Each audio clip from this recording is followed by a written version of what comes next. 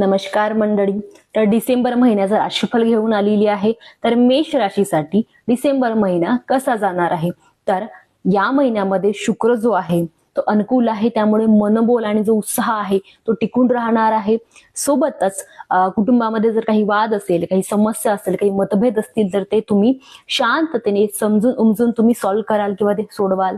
सोबतच राहत्या घरी म्हणजे तुमचं स्वतःचं असेल किंवा रेंटेड असेल अशा ठिकाणी तुम्ही घरासाठी जे इम्पॉर्टंट गोष्टी लागतात त्या तुम्ही खरेदी कराल. सोबतच तुम्हाला फर्निचरचं काम करायचं असेल, घरासाठी काहीतरी बांधकाम करायचं असेल छोटं मोठं, तर तुम्ही या महिन्यामध्ये ते करणार आहे. आणि या नवीन खरेदीमुळे घरामधील कुटुंबातील जे वातावरण आहे ते समाधानकारक असणार आहे. सोबतच या महिन्यामध्ये तुमचा जो मनी आहे, जो फायनान्स आहे तो अपेक्षेप्रमाणे होणार आहे.